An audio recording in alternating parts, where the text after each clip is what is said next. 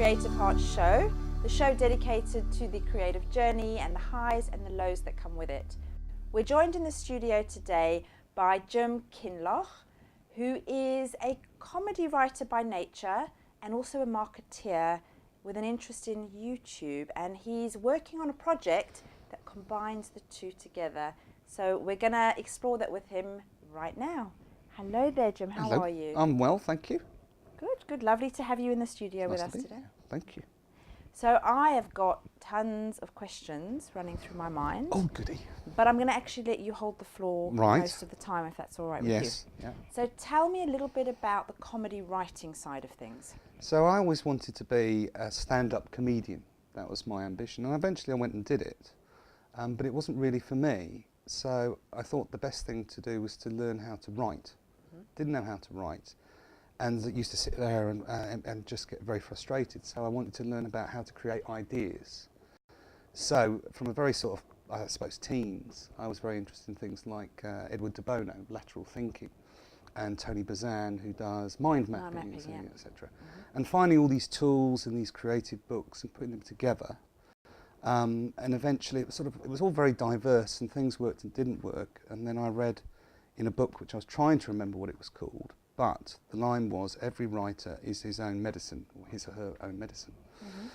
And it was about keeping a diary or a journal of being creative. And it just made my day, made my life. So from then on, every project I did, whether it was writing for a stand-up comedian or a cabaret artist or a sitcom or a play, and I've written all these sort of different things, or online now, which is what I do mostly. I would record what worked and what didn't work, you know, and then I would break it down even more into further levels and categorise it. When we talk about YouTube, I tell you how important categorisation is. But so you develop your creative and inspiration and your work, but you record it, so you can go back and find things when you get a block or you want to try a different direction. And because I'm a geek, I worked for Apple Computers for some time. And I worked for selling marketing software, a database called FileMaker. So I put my journal into a database which is searchable. Okay, this is how geeky I am. So I can look up what stage of process I'm writing. So first draft or second draft, if it's to do with character, etc. And then I started on that journey, and I wanted to perform again because I was very nervous about being a stand-up. So I went to the Old Bull in Barnet, which was an arts centre. And the first workshop I did was about creative writing. I liked that. And so I used to go to a Saturday acting group. So you attended a course at the Bull? Yep. And met some wonderful people, and people off the street would come in and there'd be great performances, and it was very, very inspiring for me. And so I wanted to do more. So eventually I went and did a year's worth of physical theatre and mime. Oh, wow. So I'm trained in mime and all that, not that I can do it anymore. Oh, I almost want to get you to... Yeah. There's a very old video of me on doing that, a mime artist with Tourette's. So he mimes very rude things, which you can search on YouTube for that. I might just do that. No. Which I did for a competition. It was fun to do. But that whole thing about recording your creativity and what works for you and what doesn't is just one part of what I found worked for me. The other two things as a writer that really worked for me was one particular book called On Becoming a Writer by Doretha Brand, which is about the process of writing. It's not writing exercises, it's about what a writer does and how they go about it. So the practical elements, the how to write. Practical, the most practical one is being able to sit down and write instantly when you want to. So it's all about making an appointment with yourself. So for example, you say, I'm going to write at 4 o'clock tomorrow afternoon, and the minute it hits 4, you start writing. Now, as a consequence of that, it teaches you to turn on the creative process. But what you'll find is that you have to write for 10 minutes, say the first time you start, and you gradually build up to half an hour, is that you can be writing a swear word for 10 minutes because you don't know what to write. But as long as you do it every day and you keep going, you get into that process of being able to switch it on. I'm going to take that away with me, to be honest, because I'm writing a book. Right. I don't feel that I'm a natural writer. Right. And it takes a long time for me to get into it, and I'm I've done an audio program which I'm about to launch, and I've had to write the series of emails Yeah. to kind of promote all of that. Yeah, And I find that quite hard work. And although I love what I do and it's all about motivation and inspiration, I get stuck, and you kind of, and I wait for the moments when you feel creative. Yes. And I realise that sometimes, because I have to write these emails, you have no choice, and you've got to just keep bashing away. And then, as you say, at some point, the switch goes on. Yes. And all of a sudden, it just starts to flow. It's an induction. It's inducing yourself. And what I found, one of the most interesting things I found out when I started keeping this journal was that certain pieces of music would set me into that mode. So for many years, I used to put on the Verve's Bittersweet Symphony, and for some reason, click, and off I'd go. But the amount of times that I've written inspirationally, and things have come to me, it's like, I don't know, 3 or 4 times I can remember in my whole life when I've written down, I wrote a sitcom about pirates in the modern age, and I had the classic 3 characters of sitcom, you know, the child and the machine and the animal. And they wrote themselves, because it was just fun, it was in there, but most of the time it's graft. You can induce yourself, you can look back at what you did before. But the other key that I found, and again I can't remember where I read about this, is copying. So I was very much I wanted to write a sitcom in the same level, not maybe the same mode as Blackadder. Okay. Okay. So what I literally did was that I took the scripts, I read the scripts, and then I wrote them out. I actually typed out every word of every script. Not every script, sorry, 2 or 3 of them. So I wrote them out, and what happens when you do that is that you can read a script and say, well, that's funny, but I don't know why. But when you copy someone else's work, even if it's longhand, and you write it out, your brain connects with your hand, and so you learn how they've done it. So if you're writing autoresponders for emails, what I say to people is, let's take the example of comedy. So what's your favourite you want to write sitcom? What's your favourite sitcom? Okay, what's your favourite episode in that? Okay, get the script, write it out.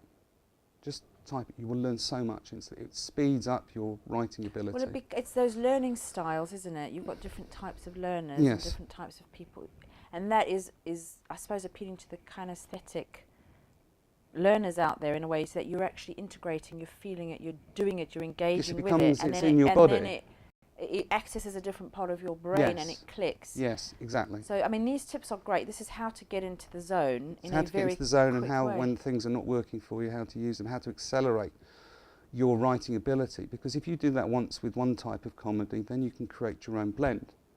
So you could take a Blackadder script and you could take The Office, write them both out and combine them. So that's stage 1, writing out a script. You will learn so much. But then what you should try is your own idea of a sitcom that you can transpose, so it has the same amount of characters. And then you take that script and that plot and you transpose your own characters onto it. Again, it accelerates your learning and the creative ability to write very, very, very quickly. Because obviously you don't want to churn out the same things that have already been done. Yeah. But what this is doing is taking what's worked. Yes. And then helping you to take it further and beyond that. It speeds up. It speeds up your learning. Fascinating. I mean, I know for me, a lot of what I've done is I've put in certain quotes. Mine is a work of, to help people to feel inspired and positive. Right. So I take the things that are my triggers, the quotes and pictures and things that inspire me. And if I plant them into the work, I can then fluff that out and analyse it and talk about it, and that's how things come together. And I suppose that's the same process. It's the same. You're taking comedy and the script which you're writing to help you to write at a deeper level. But it's also really collecting your ideas. How do you collect your ideas, all these inspirations? How do you go about it? Well, we get you to make a database for us. You've got a database, or because I'm an obsessive geek and I'm an online geek and people call me a tech guy, I'm not a tech guy, I'm a marketing creative. Yes. Okay, so there are little things that I like using occasionally. I don't use them enough, I do it for fun, like Pinterest. Now, Pinterest was started in the US it was mainly for women collecting ideas for their weddings or their interior design. So you can get yourself, you can create different boards, and I have some for bits of comedy or long comedy or sitcoms or movies, because I love movies. And you collect pictures onto different boards, and it's like literally a cork board, but it's virtual, etc. So what happens then is you collect everything that in your case inspires you, or you think is relevant, and you can collect those into categorise them into different things, inspirational women quotes or inspirations for children perhaps. And then what happens is that you collect all these things, and then when you're in a state of reverie, you look through and review it, and then you'll start seeing combinations. It's those connections of things that bring out new ideas in people. So you can do that.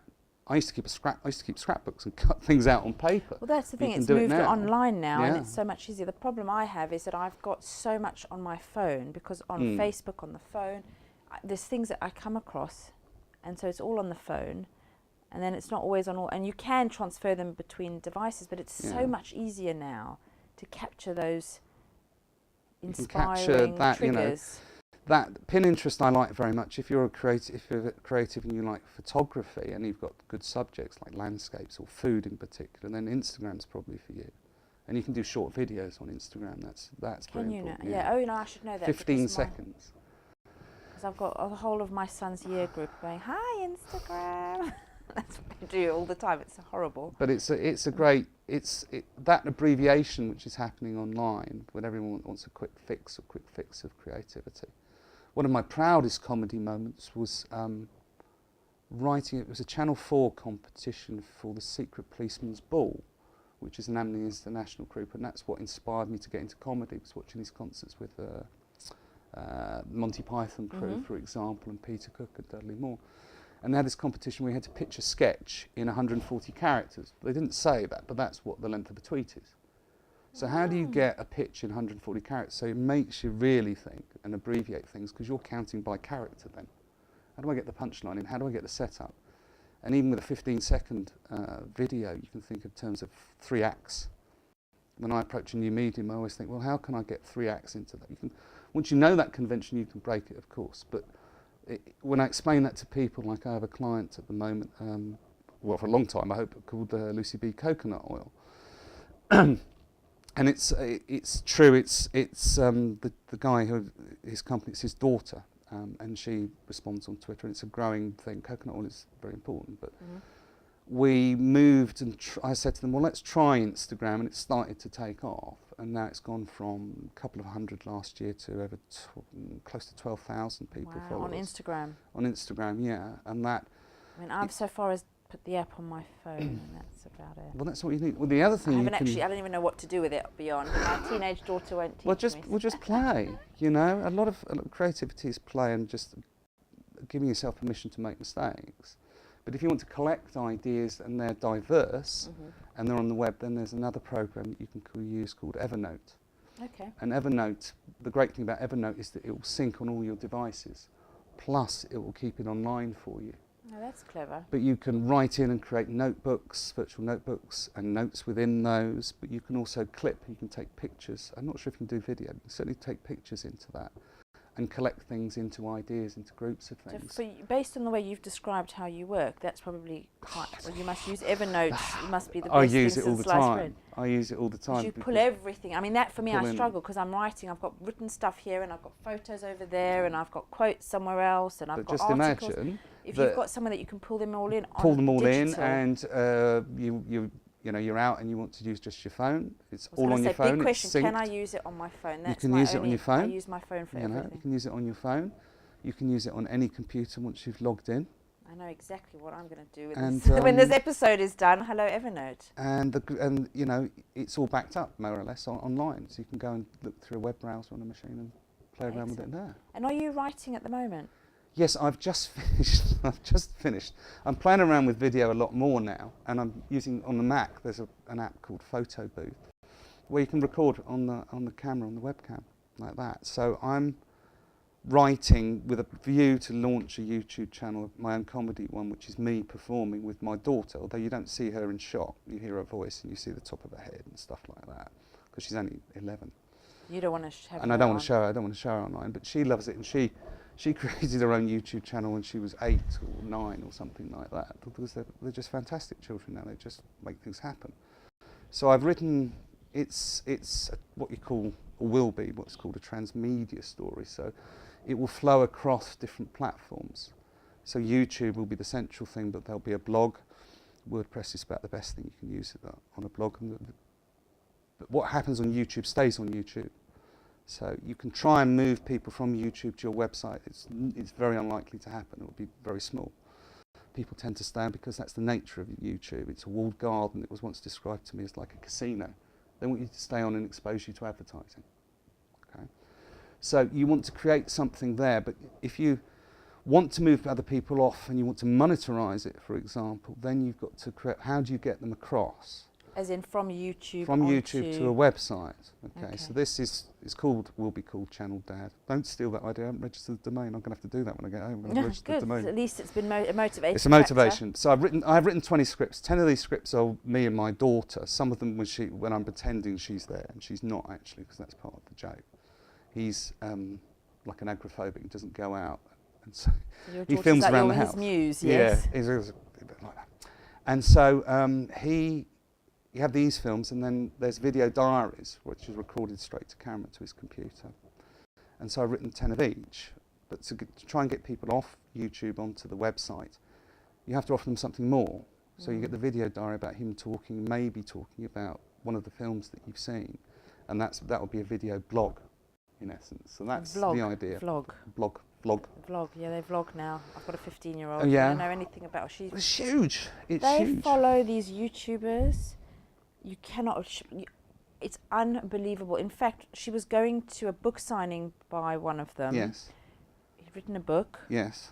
And there were 2 signings in 2 cities, and the second one was cancelled because of the mobs at the first one. Yeah. You may know who it is. Yeah, I saw that report. She wanted to go. She was dragging me to Birmingham. I said yes. I'm a bit of a mug. We were going to Birmingham, and thank God it was cancelled. I was so happy. Oh dear. But the point is that there is a humongous following.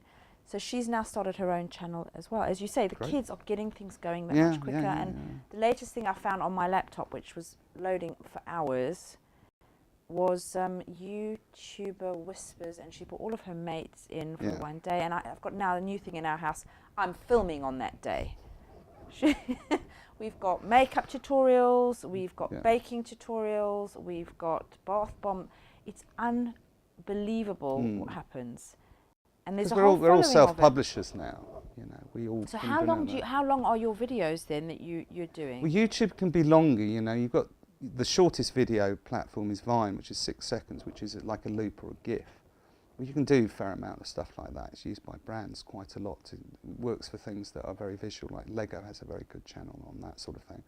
All the way up, YouTube, and people will watch a lot longer on YouTube. They'll watch 10 to 20 minutes worth.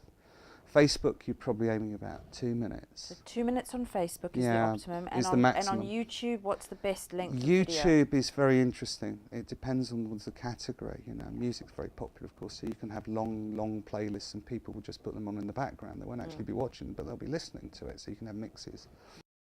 Other things that work, of course, if you've mentioned the beauty vloggers, etc., they'll do long tutorials and they'll be watched, or they'll do product reviews, or there's this lovely word called the haul. All right, they'll talk about a haul. Oh, we've got a haul. My daughter's done one. Has she?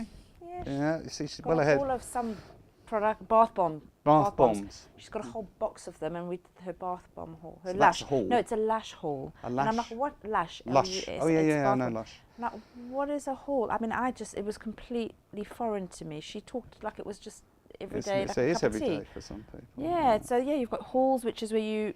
Well, you take a collection of products. Usually beauty would be fashions. It's like a hall of fame in a way, but it's your it's a haul, own. It's a stash. It's like you've got something, H-A-U-L, and you've got it and you talk about it, and beauty vloggers do that especially. Well, I did say that to her. Is this your H-A-U-L? She was like, what are you talking about? What are you talking about? I've got that to look forward to. I've got that to look forward to. So those are about 10, 15 minutes each? Yeah, or are they you longer? can get away with a lot. What you can also do on YouTube is that you can create playlists, so you can take shorter videos, put them together into a playlist, so they'll autoplay one after the other. Right. And the reason that you would do, there's 2 reasons you would do that. I do a lot of SEO, search engine optimization. I'm not a specialist, but I'm aware of it because I do a lot of online marketing. Is that you put particular keywords in the file name, in the title name, in the description, in the tags, etc. But also in the playlist, and the playlist will magnify the importance of those words under Google, which owns YouTube. And also, if it auto-plays and someone's on there, then it increases the amount of minutes they're watched, and that's what YouTube wants to look at. That's how it values a channel. Right. So, and it also will bring in new visitors because they've seen the playlist on YouTube. So it's quite important to have a playlist. Yes, playlists of variety of your keywords and categorization. Categorization is one of the keys to SEO, so you can break stuff down so they can see it. But it's not just about SEO; it's about the experience. You know, so creating a list just to get people in is not worthwhile. Creating a list that has got value, because you've collected it. In jargon, they call it curation. So you collect stuff that exists on the web or off the web, but you put it together in a different way, so it has value then. So you're collecting inspiration. I don't suppose you run any courses on this kind of stuff. I think you should. Not yet. I've been asked, actually. Cliff's asked me to do. I was going to say 21st century training needs to do a course. I'll be your first pupil. Well, I'm glad. I love talking about it and discovering things new each day. You know, there's they have their own university, and you can watch lots of videos and learn stuff. Well, I think that's the way everything's going. And I mean, you mentioned that you're an online marketer. So in terms of that, that's about selling products, that's about conversion. Yes. So you get traffic to websites or to videos or to wherever online. Content in the jargon, they call it. But you have all this content, but you've got the point of the content is to sell, is to monetize and to sell. Yes, it is, to influence. Okay. You know, that's the other thing. The main client I work for at the moment is an ethical fair trade company that's very important to them,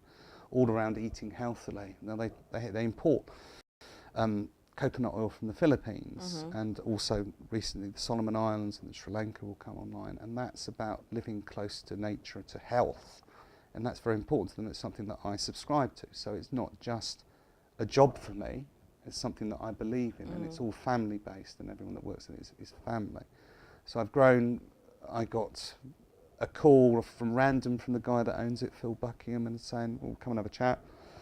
I said, what do you do? And I said, I do reports on conversion, how to make the best of your online presence. Would you do me one? Yes, I did one, and that's how I thought my business would go, that I would be doing these reports again and again and again and like that. But when I show people reports and they suddenly think, oh, I can make so much more money out of this or have so much more influence out of this, then they employ me to look after, plan and make the strategy and create the content and create the story, which is all reality. You know, there's so much jargon in online marketing that just really annoys me. Well, I think there are so many people out there who, in a way, like we're connecting and kind of catering for the creative market, the creators, and they want to be busy creating. Yes, they don't want to get hung up their work, on their art, their inspiration. Yeah. They don't necessarily want to or have the know-how to get stuck into the marketing side of it. Online especially, to promote and to share what they've created in the best possible way. So your job or your work is to help people do that. And I combine the creative with that. That's amazing. I think there's a lot of people that would pay to have that function done for them. I hope so. You know, I'm working building towards that as well, but I think everybody needs to have someone with expertise. You do, because you may have to pay for it, but in the long term you're going to save money and you're going to get so much further by just knowing a few things. Sorting the rubbish, because there's a huge amount of rubbish and people trying to sell you ebooks on the way, and I loathe that. Because all that information is there if you have the time, but you don't. If you're a creative, you're right, you want to be creative. But you can short circuit that, so maybe I might produce something. I'm always willing to chat about it because I love what I do, you know? And I love giving people knowledge and them going off and doing it. I have a personal trainer at the moment because I'm going to be doing a theatre piece in Welling at the Barn called The Lady Killers, and I did a show with them, bouncers. I was a bouncer last summer, and now I'm a punch-drunk boxer. So why am I doing this? Not a lady killer. I'm not a lady killer. I'm you know, like that. So I have a personal trainer, a chap Alex, who's a very experienced guy. And I said, well, you've got to show me some boxing stuff like that. And I talked to him about web stuff, etc. Okay, he's creative in a way because he changes people, he changes their bodies, you know, and he thinks about it and he's very particular about it. So I had a coffee with him and chatted with him about using WordPress to create a website, the SEO and what sort of content. And he went off, what's the great thing when you work with someone that goes off and does it, then he has results. And now he's #1 for his particular keywords within Based Google. on what you've advised and what I've told him him for that website, and he's put it together, and he's done the writing, and he writes very well, and he's done the photography, and he'll be doing video. So he's #1 in organic search and then also in local search. So that's pleasing when people take on board what you've done. And imparting that is a creative thing, giving to other people, because you get other stuff back. Well, absolutely, and I think that the how you impart it is creative as well, because it's about inspiring. I mean, I guess that brings me on to a really valuable question. What does creative mean to you? Because you've touched on it in so many different aspects. Yeah. What does that mean when we say that is creative? Yeah, it makes me, everyone's creative, you know. You take a different route to work in the morning, you're being creative, you know. But some people take it to an obsessive geeky degree, and that's me, because I love the idea of something fresh. When you start out writing, and it used to be a blank piece of white paper, and that's frightening, or a blank screen. But when you get the switch, when you've learnt enough and you're doing it, then it's suddenly, what can I do with this blank screen? What can I do with this blank piece of paper? And that taking nothing and making it into something and giving it to people gives them pleasure. And I've got loads of inspirations, but one of my main ones is a guy called Michael Bentine, which not many people, I've studied, that's a grand word, it's a pompous word, but I've read a lot about comedians and their comedic process and how they create, because it fascinates me. And there was a guy, Michael Bentine, who's actually half Peruvian and was born in Watford. He was one of the original Goons, so he worked with Spike Milligan and Peter Sellers and Harry Seacombe like that, and he wrote a lot of books, very interesting books. But he described comedy or laughter as white magic. And I just thought that was such a nice thing, because making people laugh makes them feel better about themselves, whatever the situation, in whatever area or expertise you are in. And I just thought, that's what I want to do. I want to bring different stuff and make people see things differently and just make them laugh so they have a good time. That's about it, really. And so it started me on that process, which I've brought, and I'm quite fulfilled. I'm fulfilled with my work, but I've not created something unique and funny to give to other people. And yes, I would like to make money out of it, but only if they like it, you know. And YouTube and online gives you that opportunity, because as I said before, all self-publishers, and how you do it, you can take off. What's incredible is that I feel quite excited by the things that you're filming with your daughter and the whole concept of all of that. And you are also perfectly placed or positioned or skilled to really help that kind of go viral. Yes. Because that's what we all want for our YouTube channels. Yes, but I would urge caution using the word viral. Well, I use it because that's the term of it being very people popular. Use that, yeah. I'm excited about it. I'm quite looking forward to the easy bit. For me is the marketing. Well, that's what I mean. You have got the skills and the expertise to actually to get it out there and in front of people.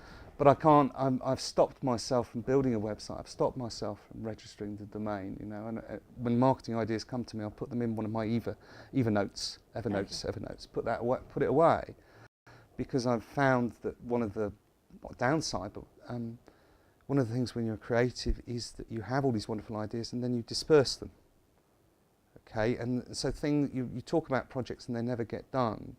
And there's another line someone said about holding your fire. Oh yes, if you're into writing, there's a lady who's a poet and Zen Buddhist called Natalie Goldsmith. She wrote a book called Writing Down the Bones, which is full of short essays. And not so much writing exercise, there are exercises in there, but they're short essays. And it's one of the most profound books about creativity I've ever read. That and the Doretha Brand books, those would be the two books I would give to anyone. Because she talks about writing from the belly. Not from the head, not from the heart, but from the belly. It's a primeval thing. It's a force, it's a passion. And you have to have that sort of passion. You have to give to people your excitement, your pleasure in that. Because otherwise, what's the point? Well, I suppose in anything that you're busy creating, it's that fire that's within you, that excitement, that love, that joy, that fulfillment. But don't you get that excitement when you see someone talking with enthusiasm about their subject? Absolutely. You may not know anything about their subject, but their enthusiasm. Well, that's the thing, you connect to that, it's an energy. Yes. That you're putting into the work that you're doing. And I think that's maybe what sets the work apart from others, because there's a lot of people creating. I mean, there's everybody, as you said, everybody's creating. If you find a new route or a new solution, or you're creating in a sense. But what puts people out there? What do you think? What marks somebody's creativity? Not above, because I hate saying things like that, but you know. Makes them distinctive, perhaps. Distinctive. What is it? What makes them get noticed? I think it's being true to yourself. You know, I think not being worried about making mistakes is one thing. It's about producing something that is new, that you love. you know, because you can go and you can study about viral. If you come back to viral, etc. If people say, "Oh, I'm going to make a viral video," they're either deluded, or they're lying, or they're a very, very large agency with tens of thousands of pounds behind them. You can take away all the hurdles to viral, etc. But what's the point? You can go and study viral. I mean, there's charts on, I can't remember the site's name now, but Social Bakers probably, you can find that, the top 100 viral videos of each time. You can go, aha, so that's a common element. I need a cat, and aha, I need some sausages. Skateboarding cat with sausages. That's what, I'll be viral. There's no point, you know, that creative stuff. It's not other people. Yes, you can be influenced by, yes, you can copy other and find out how they wrote stuff, etc. But it's all about you to create something new. So you could create a viral. There's one great viral one, which is the history of dance. So Channel Dad, he's a dad. So I've taken that idea. I don't know if it's going to go viral, but I like the idea because it's so silly, which is dad dancing. I think it might. You know, you're taking, firstly, you're catering for a market that it's very niche. It's niche. Another Dads need a real good sense of humour, and they'll identify with you. You've got to. I mean, I think that you're onto a winner there. Well, I do hope so. I'm just and it's dads and their daughters, and I think that in itself is a whole special connection. Yeah, it is a special connection, and it's such fun. And what you're doing is you're giving glimpses into that dynamic. So yes, I think it's but it's using the medium of YouTube, but it's about a father and daughter. It's a father and daughter YouTube channel, so it's like pop eating itself in a way. That's the ideal thing for you, isn't it? It's bringing your internet marketing expertise and your comedy and your daughter. Who must be your other love. I see you're wearing her loom bands, and I'm very proud of those. You've got it here on the Creative Herts Show, so it must be something significant. I've got loads of those around the house as well. So. Yeah, and they will feature in a video. You know, I've written all these scripts, and there's using your knowledge to be creative is another thing. But you know, my knowledge is about SEO and online marketing, etc. So there are beauty bloggers that we were talking about just before we started filming. And they're huge, you know, etc. So one of the ideas I have is the dad who's going off dating again because he's single, so he's bringing up his daughter on his own. So he wants to be more attractive, so he starts looking at beauty blogger channels, and there's one called Michelle Fan, and he's worried about his lips being so small, and he wants to plump up his lips, so he's following the video for that, and he has to mix Vaseline with cayenne pepper, and that will make... It literally burns, you know. Because you've done it. I haven't, not yet, but I've written the script, and I will be doing it. Well, now that you're saying it, and we're going to be, this is going to probably go live, I'm hoping... They're all written. The coach in me is thinking, right, now, Jim, now that you've said it, and it's going to be put out there by us, yes, you're going to have to move on it now. That maybe now you're, in a way, putting your own pressure on to kind of get this going, which and I is can great. do that. I can do that now because I've written those first ones, and there'll be there's other ideas. I won't go into that yet, but they're all written, so I can talk about it now. If I'd done this interview like 6 weeks ago, I probably wouldn't have talked to you about it because I'm really pleased that you did. I want to say you've heard it here first on Creative Herts. So yeah, it is. Please do come back and shout about it, and obviously write about it on the and see how it works. Because we've got a Facebook page, we've got Twitter, we've got all of those, and you will be one of our episodes. So please do come back once those are ready. I'd love and to. feel free to, you know, promote. Because what we want to do within the Creative Herts community is to help people have a platform for promotion and to build and support one another in that. So utilise that, please. Well, perhaps we need some more ideas from the community. That would be what lovely. They'd like to see. What we need is ideas to get that community weight, because people below the surface, just under the radar, are loving what the Creative Herts Show is about, and they're loving what the Creative Heart community is about. Hearts community is about. But we want to get them to engage and to get involved. Engage is a very key word. It is, isn't it? I know how to say I talk all the about right engagement. You know, on online we measure engagement by percentage points. You do. So, what you know, it varies depending on the medium, but you can have an engagement rate on Facebook's particularly good of around 25%, which means 25% of your audience on Facebook are doing something. They're either clicking on a post, or they're watching a video, or they're sharing, etc. That's very important, and getting people to do that is part of what I do, using my creativity to do that, and finding little, I wouldn't call them tricks, but techniques that make people engage more. And it's not, you know, there's a lot of, I don't think you call it duplicity, a lot of marketing which is just pure marketing to get people to spend. And I think if you're doing it for a cause or because you believe in it, then I think that's fine. You know, I enjoy what I do, bringing that creative into the business world, the marketing world. But I think the thing that we find is that people are talking about it offline. So Yes. we get stopped a lot, supermarkets, coffee shops, whatever. People are commenting on how they're enjoying the work, enjoying the message and the community, but they're not engaging online in a way that lets other people know that there is a buzz. And that's the thing. Yeah, sometimes that requires some thought, because everything's different. When I learned a lot from website conversion, where website conversion means taking the existing traffic and making it do more, either buy more or sign up for a subscription to something more, is that every website, even in the same business, can be different, and their followers or their visitors are all different. So you have to sit down and look at the online presence of a particular website or service, and I like Creative Herts, and see, well, where is that traffic coming from? You can look at the analytics of that. Then you can go and search and look at similar things. You can use all manner of online tools to go and find similar websites, and then you can go and find what they're doing to do it. Now, the big thing to be aware of is if you do that, then you're following something else, you're following the herd. You can get influencers as a starting point, then try it yourself and see what works, because the beauty of online is that you can report on everything. Analytics will tell you what people are doing, but not the why. So why are they doing that? You can put tools on that will show you where they're clicking. You can record video sessions. You can ask them little pop-ups, and you'll learn so much about your business. People do answer and engage with all of that. Those yes. tools? Yeah. A fair proportion. You need a good amount of traffic for it to work, but you can get insights, anecdotal insights, very quickly by just putting heat mapping software on, which you can do for free. I think we need you really, by the sounds of yes, it, because probably, you lost me probably. 2 minutes ago. But whatever. I just need Jim. That's what I need. I'll just give Jim. Come on, and that would really help. I'm excited about all of this, and we keep jumping from all your different creative endeavours, because you've mentioned online marketing, or marketing anyway, is a creative process. It's a creative avenue. You've spoken about your YouTube channel that you're going to be kind of launching quite soon, hopefully, off the back of this. Yeah. And you've also mentioned your acting. Yes. So you doing Amdram still? And yes. Yeah. So did that come about in order to? I'm getting typecast. That's my problem. I don't mind it that much. Why?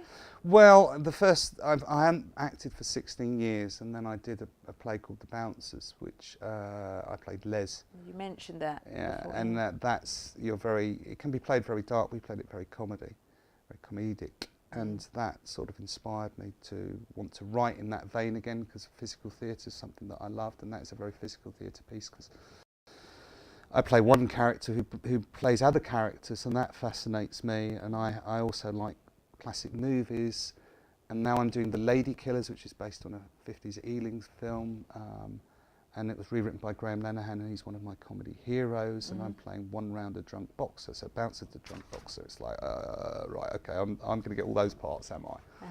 But it makes me more determined to get the channel Dad idea up and running, because I want to go back and do live stuff. I have an idea. Could that become a live? Well, I think so, because you can mix up what you do these days. So maybe doing live theatre on YouTube streaming, that's not something I've done before.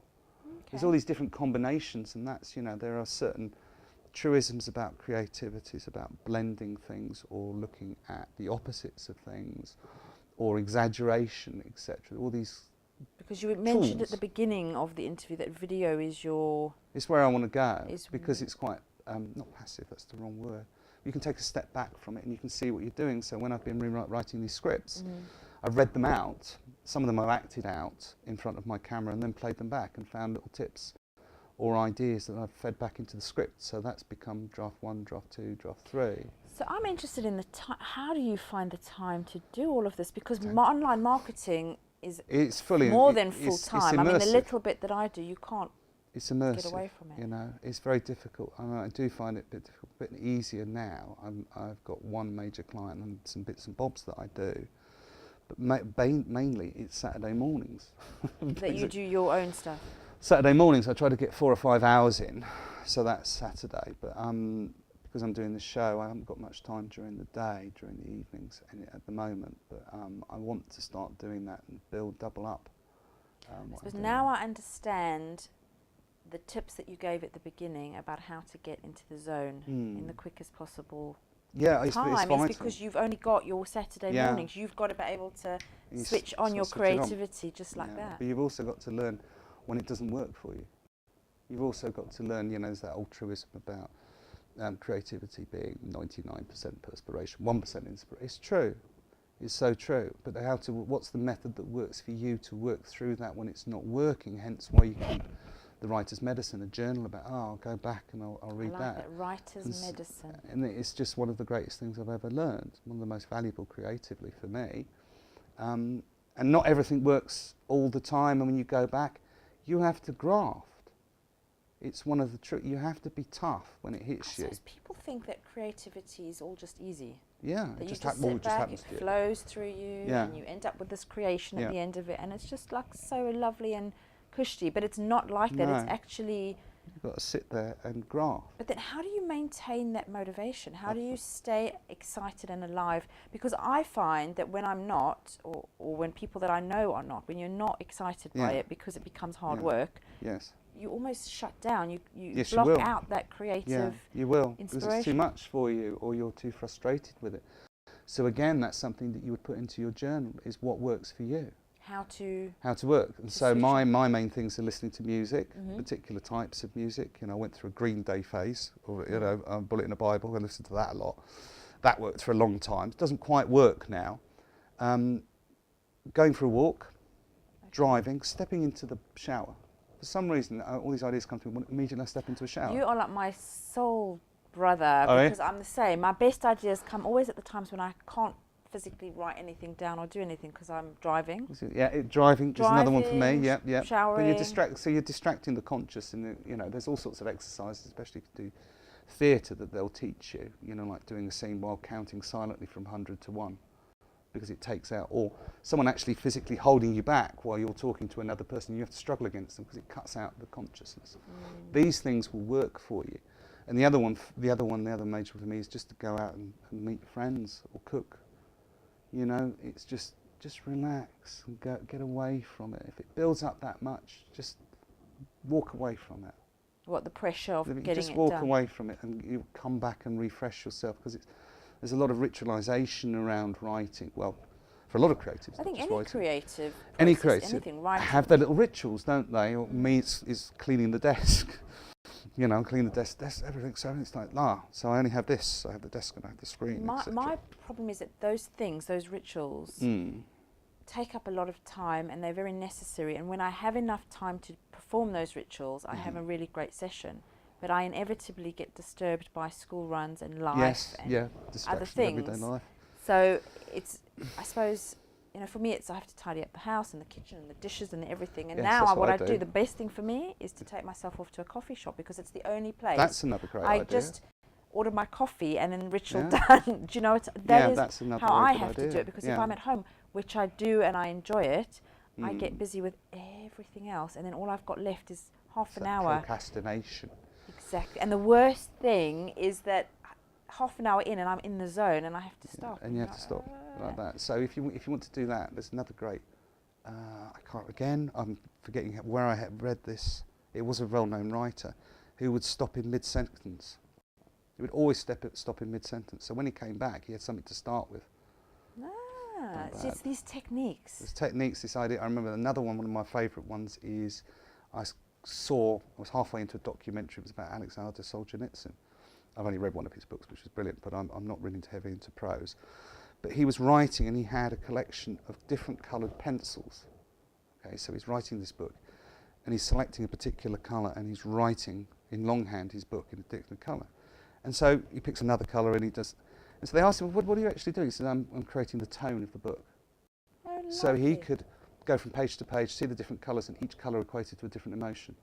It's like, wow, that's a simple, almost childlike thing to do, but you can see how instantly valuable that is if you're writing for stage or for anything like that, that you can write in these different colours and instantly know, well, that's all quite light and this is quite dark. That's very light, and perhaps I should put a line of dark in there to contrast. Well, it's funny because colour speaks to me a lot, and I've created a program, and I use colour in everything. And I think that that's another thing. If that is what inspires you, bring it into your work. You know, don't leave it in a box somewhere that you only call on when you decide to dip into it. Use it. Use it to help to keep you going. I love that. And that's fun. That's fun. And the other nice one that I did, I went to, there's a lovely writing charity organisation called the Arvin Foundation, and they have like old farmhouses in Devon and in Scotland and Yorkshire, and you can go away there for 5 days, and there's a lot of grants you can get for them, bursaries, etc. And they do all manner of everything from poetry to sitcom, and I went one which was physical theatre with a company called Knee High, who were just about, this was years ago, were just about to go down a tin mine to do a play in a tin mine, something like that. And so we did all these improvisation things, physical theatre things, improv games, etc., with a view to creating a piece.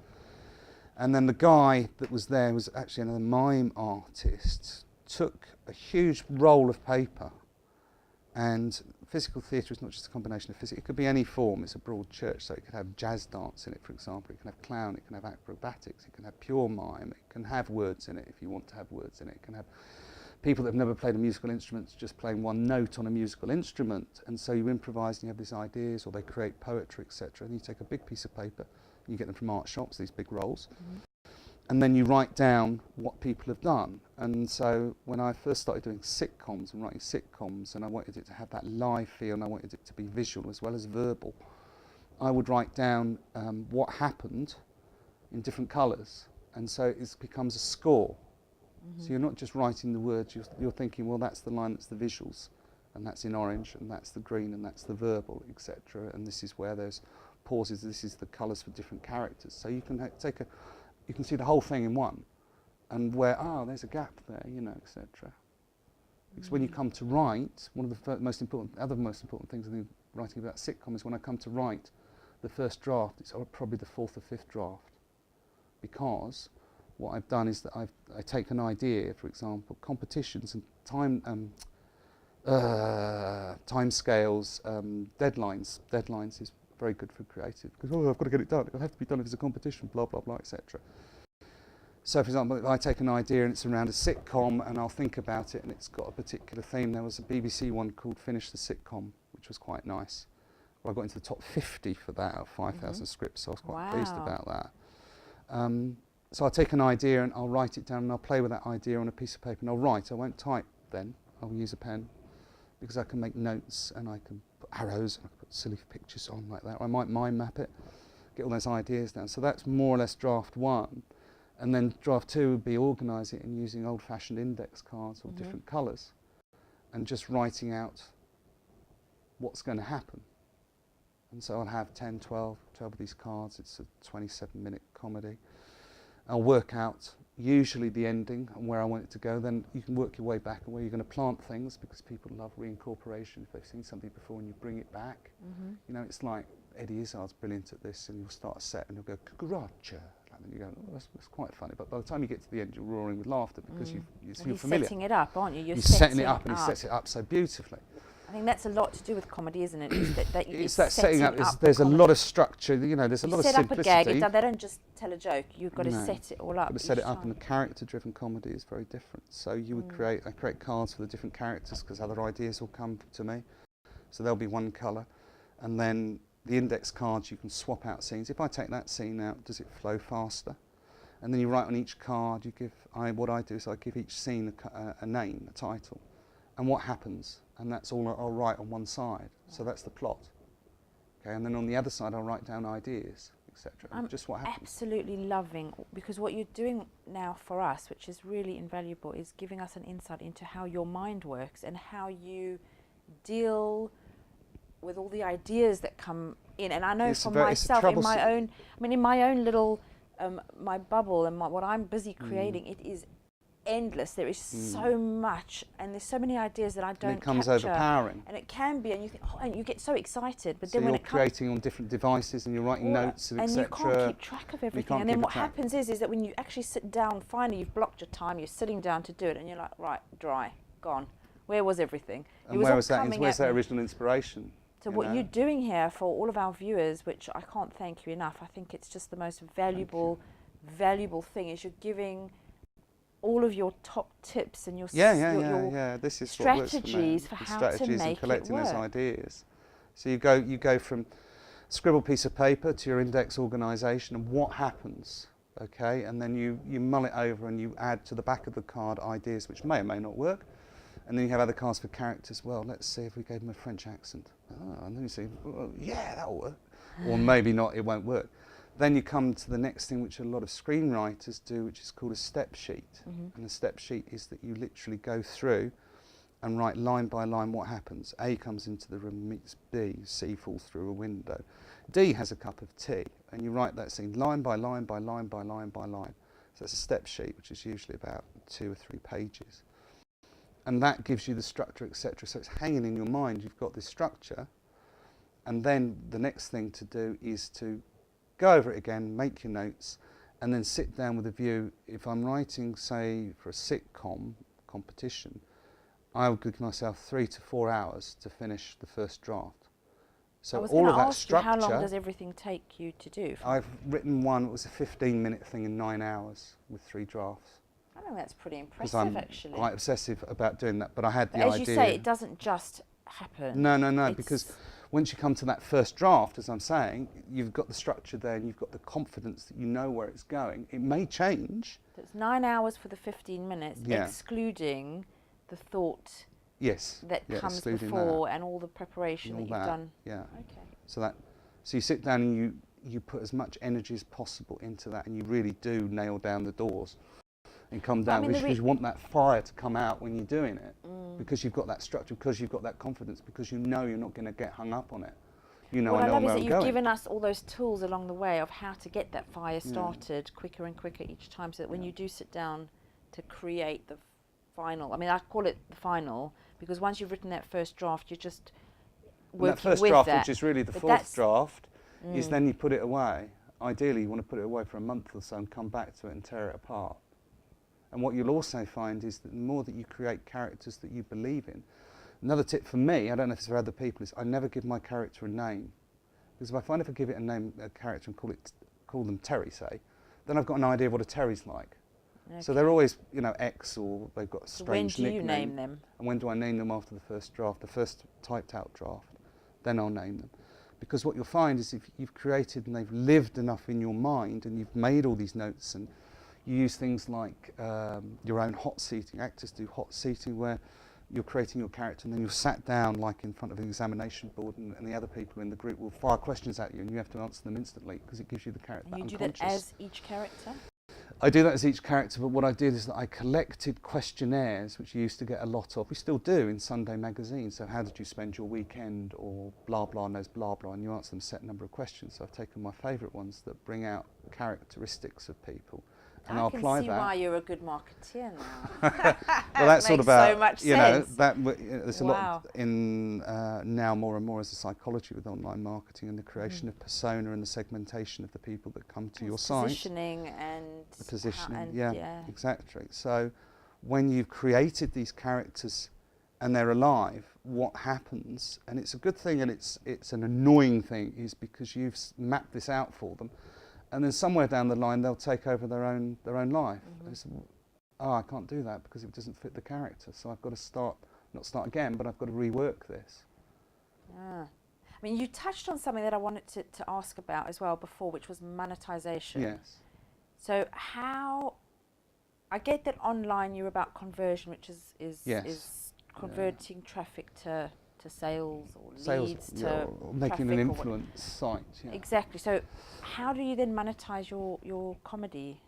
Well, I've got a particular way that I'm going to apply that, which I don't know if it's going to work. There are the traditional and you know, ordinary ways, not ordinary ways, but more accepted ways. What I intend to do is create this character that a series of characters, because after Channel Dad there'll be others, and he might impersonate people and make his own characters, which is again itself something that's real in your mind.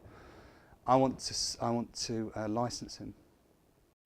So I will license him to particular brands if I want to go that way, and say you can have my character on your website and doing social media for you as a character. Okay, and you can have him, and I'll license to him for 1 month, and you will pay me X.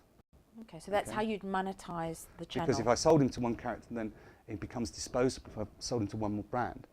But if I monetarised him and used in non-competitive areas, then he could exist here, he could exist there, but he will become real. His story is real. He has his own Twitter feed. He's a real person. No, he's not. He's a character. He's promoting your brand, yes, but he appeals to this segment on YouTube. Are you the dad? I'm the dad, yeah. You are it. I am. It is me. So you're acting and all of that is now... I'm acting. Almost like everything you've been doing is coming together. It's coming to this purpose, and the more I record myself looking at me and I make myself more myself, it becomes more real, but it's not me. Personally, I would probably watch it as a mother and a wife and a missus and a woman. It would be a really great insight into what men go through, and you'll have men identifying with you, women coming to kind of spy. Well, I hope so. Get some sneak peeks, and so your target market is not just your target market; it's anybody. No, it's not. I don't think it is. You know, and I'm dad. like I've said, I've not really gone into the marketing of it until the scripts are filmed. But going back to the monetarisation thing, there are certain things you can do on monetize when you've got a YouTube channel, but you have to get a huge volume to be able to use the advertising and get anything money worthwhile. Right. Okay. That you can sell merchandise off the back of it, which is a lot of people would do, which is quite a cunning and good idea. Then there's product placement, which is another thing you can do. And if you're up front, people don't really mind. You know, so-and-so sent me this for me to test. I like it. There you go. Although when my son's bought Lego, you cannot believe off of this little Evan tube. He's a little guy in America, little kid in America who's 7 or 8 years old, and he sits there unpacking Lego, talking about it with such gorgeous enthusiasm, and my son watches him all the time, and I cannot tell. He saved £210 to get an Ewok village because he'd seen it on that YouTube. What a little salesman this kid is. But now he's getting paid. You get must be getting paid to do it now because he's really good at it. And what you'll see a lot of is, if you look at some of the vloggers, especially in the UK, so if you go to their About page, you'll see they've all got agents. Well, my daughter's bedroom is a testament to it because she's telling me I've got to go and get this really cute pair of pajamas from Asda. I'm like, how do you know what they've even got at Asda? You've never been there. There's Asda's miles away. YouTube. And do you know, Mum, they've got a really great mug at Tesco's. Or should go on eBay as well. Why are you home shopping? You're 15 years old. What are you shopping for mugs for? YouTube. So-and-so's got... It's insane what these... It's insane. It's the best way to promote and to sell and to... But also to experience, also to create, groundswell of opinion. And there's also, viral stuff. I've got a guy that I know is another internet marketer, a guy called Dan Baker. And he's always done teaching for the Chartered Institute of Marketing, I think.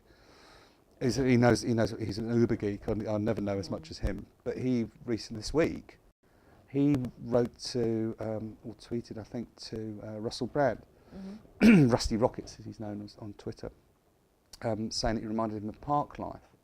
And so as a consequence, if Russell Brand makes a tweet, people have been tweeting Park Life to him at the end. Everyone, it's taken off, and Dan's had, I don't know, several thousand retweets of this thing. These little ideas that you use that you can do, and you can, Russell Brand's a huge celebrity, and you can communicate with him and if he wants to play, then he'll play.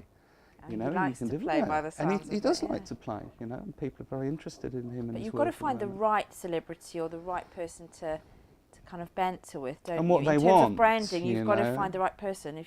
There's all that under the surface stuff when you talk and when you want to promote a brand, etc. Is finding the influencers. There are all manner of tools that you can find. But what it comes down to, the end of the day, once you've identified them, is to researching what they want. Well, that's the bottom line with anything online marketing. Any kind of marketing is catering for what people want. And sometimes what they need, and helping them to find that and to realise that that's what they want. You help them, you help people. You get back what you gave back, you get back what you gave out, rather. And that's the same online, in more than one way. As creative, it's such a joy to have a playground that's so vast. Absolutely. I mean, the sky's really the limit. And Jim, my mind is racing. I cannot wait for Dad to make it to YouTube. Please, can I make a special request? Please hurry. I will. One episode at a time. Yeah, maybe, but I'm a bit obsessive. You've got the game plan. I have. I'm really looking forward to watching him, and I wish you all the best, the very best of luck. And when you're ready, perhaps you can come back and we Love can to. talk about the next stages, you know, I for will. you and where you're at with everything. Mhm. You've been an absolute delight. Thank you. I am going to take a lot from this personally. Good. And I have no doubt that our viewers are going to have tons to take Well, you from can- as well in terms of their own creative journey. Yeah. What they can. Be interesting to find out what they're up to as well. Oh, I hope that they will engage with us and So do I. and with you as well. Thank you very much. so much. Thank you. You've been watching another episode of Creative Hearts with me, Ronit Gerber, and Jim Kinloch. It has been a packed episode. I'm sure you're going to be doing what I am going to be doing, which is rewinding and watching certain snippets over and over, because there was tons of techniques in there to help you stay inspired and creative. It's Creative Hearts, Ronit Gerber. See you online.